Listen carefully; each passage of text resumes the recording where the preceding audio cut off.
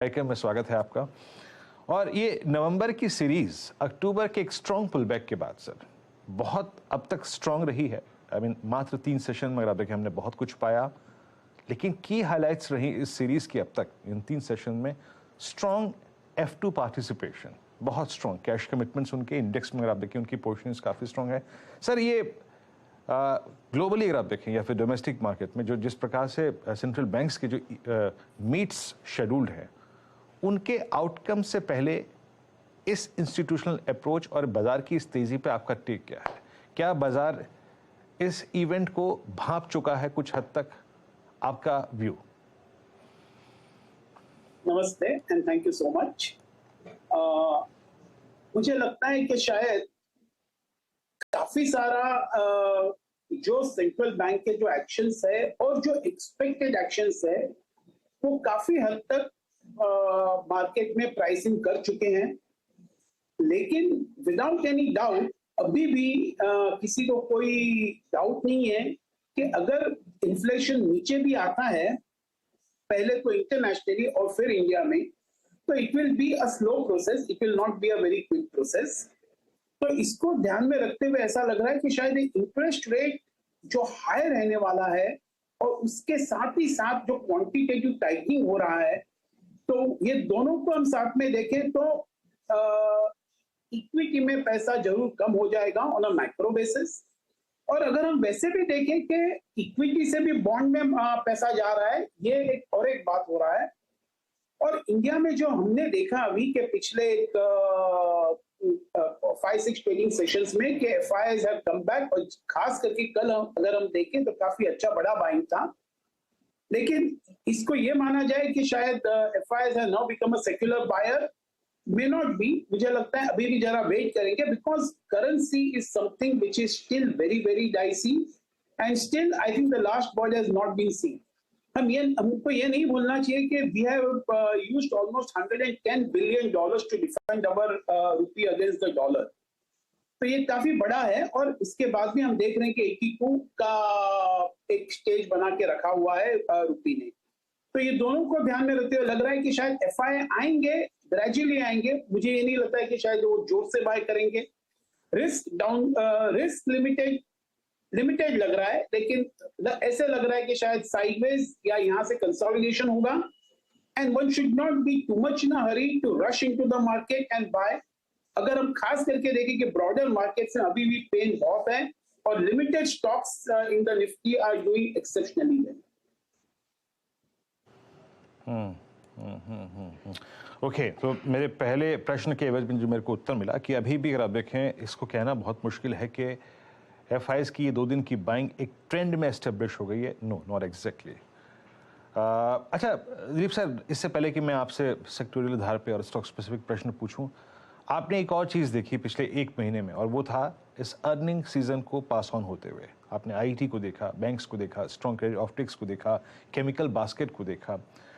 पहला प्रश्न मेरा आपसे ये है सर कि इस अर्निंग सीजन को देखने के बाद अगर आप मार्केट को थोड़ा सा बाइसेक्ट करें अपने अनुमान के मुताबिक, सबसे स्ट्रॉन्ग क्या रहा और जिसकी स्ट्रेंथ को आप अभी भी चेज करना चाहेंगे इस अर्निंग सीजन को देखने के बाद?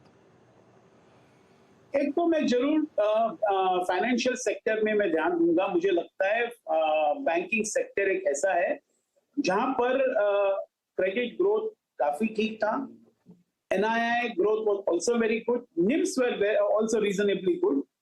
तो बैंक और जिस तरह से डिस्क्रिशनरी स्पेंडिंग हो रहा है, तो ऐसा लग रहा है कि banking sector will continue to benefit in the retail segment. और अगर ओवरऑल इकोनॉमिक जीडीपी ग्रोथ अच्छा रहता है तो overall broad industrial credit growth also is likely to be good. तो ये सेक्टर पे जरूर ध्यान देना चाहिए, और भी यहां से भी, और लग रहा है कि शायद यहां से भी one can get a reasonably very good return. और मुझे लगता है आईटी और फार्मा ये 2 स्पेस है जहां पर बहुत सारा factors, negative factors have been priced in, लेकिन रुपी का जो डेप्रिसिएशन हुआ है वो इनको बहुत अच्छा रेजिलियंस देगा, बहुत अच्छा सपोर्ट देगा। तो ये 2 सेक्टर्स में भी जरूर ध्यान देना चाहिए। मुझे लगता है both the sectors IT and pharma also look very right for a very gradual move upwards. Okay, IT pharma जो रुपी की वीकनेस है, या फिर रुपी में अगर आप देखें जो ये वीकनेस आई, सिंस दे आर एक्सपोर्टर्स, तो एक एडवांटेज मिलेगा, तो वो अगर आप देखें आपको चेजेबल लग रहा है, और बैंक्स में आपका काफ़ी कॉन्फिडेंस है। लेकिन बैंक्स को भी सर मैं अगर बाइसेक्ट करूँ, देखिए सीएनबीसी आवाज़ के दर्शक और स्पेशली रिटेल निवेशक एक दशक से, इनफैक्ट 2008 से लेकर सर 20 तक जो हमारा एनपीए साइकिल रहा, उसका दर्द उन्होंने झेला। और अक्सर होता क्या है कि हम पेन में स्टॉक्स के साथ रहते हैं और गेन मिलते ही साथ एग्जिट कर जाते हैं।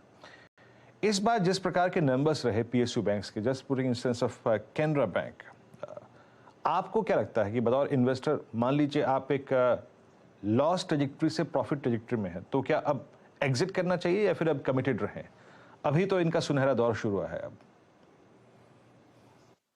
आपने बिल्कुल सही कहा कि अभी शायद we have to see that एक पीक ऑफ एनपीए साइकिल से हटके अभी यहां से ग्रोथ शुरू हुआ है, यहां से उनका क्रेडिट ग्रोथ भी अच्छा रहेगा।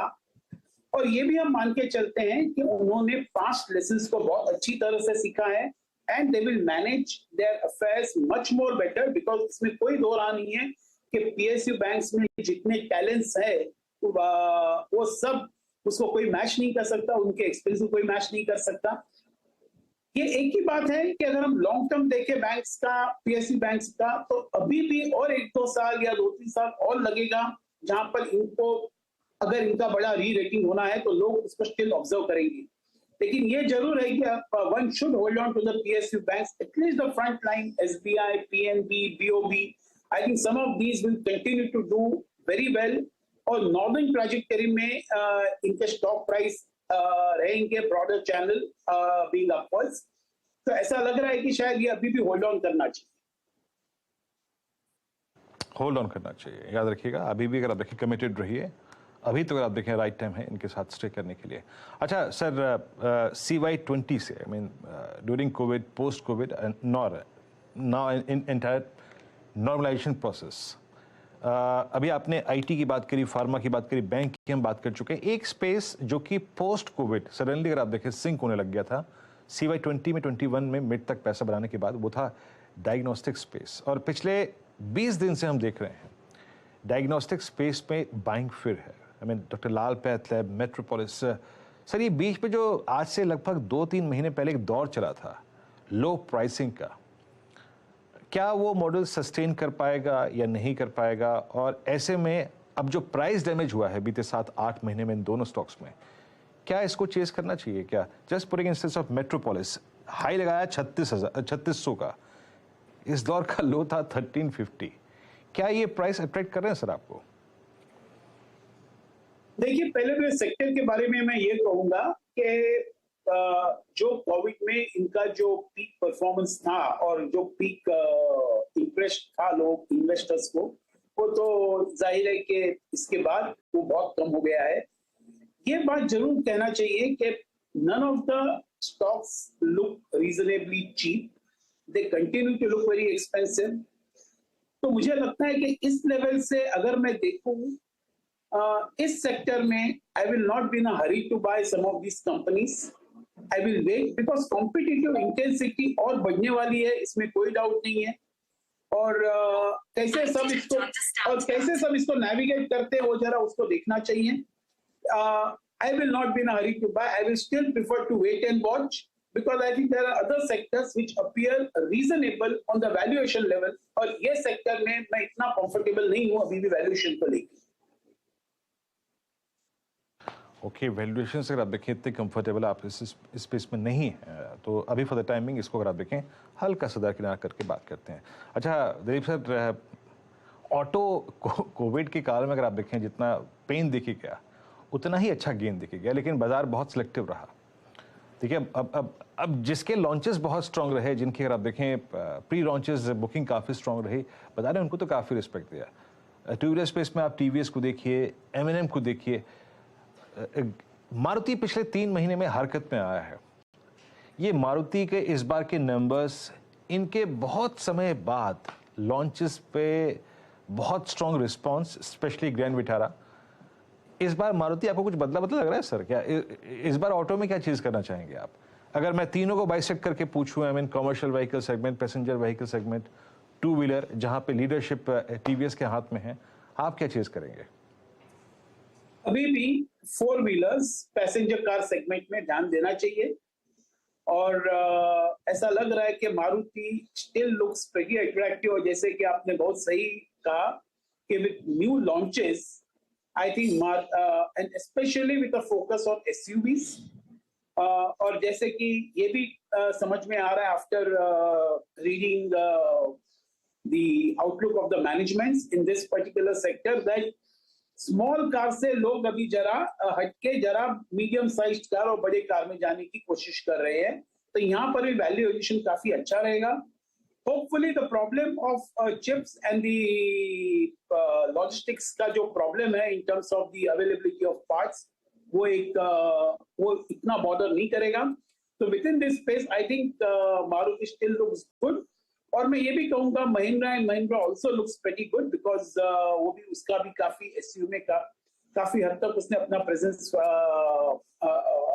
फील करवाया है, और शायद ये जो मजबूती हम देख रहे हैं महिंद्रा एंड महिंद्रा, यहाँ से भी एक बहुत अच्छा रिटर्न दे सकता है Mahindra and Mahindra. So Maruti and M&M still looks pretty good. Two wheeler को मैं ये कहूंगा कि broadly it is still very competitive, और इस सेगमेंट अभी पिकअप होना जरा एज अ ब्रॉडर थीम नहीं लग रहा है, और ये सेक्टर भी शायद मुझे लगता है two wheeler is more dominated by the profitability of the three wheelers, और जहां पर सबको बहुत इंपैक्ट हो रहा है। तो I will restrict myself to Maruti and M&M from the auto space. Okay, Maruti M&M आपके प्रेफर्ड पिक रहेंगे ऑटो स्पेस से। अच्छा सर, L&T की अर्निंग्स आपको कैसी लगी? देखिए L&T की अर्निंग्स पे आज थोड़ी बहुत प्रॉफिट बुकिंग आई है, it's a typical I think event के मैच्योर होने के बाद की प्रॉफिट बुकिंग है सर। लेकिन अगर आप CY22 को देखें, I mean against all negative forces, हमने ABB को, सिमेंस को, कमिंस को अभी भी अपने करियर के हाई पे ट्रेड करते देखा है, और ऐसा थोड़ा बहुत स्विंग भी नहीं था, आई मीन बहुत वाइल्ड स्विंग था। अब L&T के नंबर्स में जिस प्रकार का उनका 0.5 ट्रिलियन का अगर आप देखें ऑर्डर इनटेक था, अभी भी अगर आप देखें अपनी वो जो ग्रोथ गाइडेंस दी है उन्होंने, उसमें वो हाई ट्रेजेक्ट्री में बिलीव करते हैं कि हम अचीव कर लेंगे।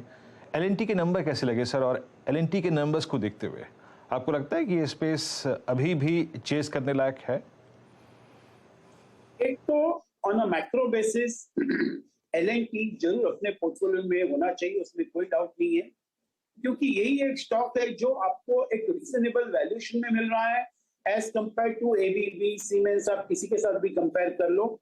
और अगर हम विजिबिलिटी देखें तो जितना L&T में विजिबिलिटी है वो शायद दूसरे कौन से भी स्टॉक में इतनी विजिबिलिटी नहीं है, और एक बिग कैप स्टॉक होके तो L&T जरूर अपने पोर्टफोलियो में रहना चाहिए।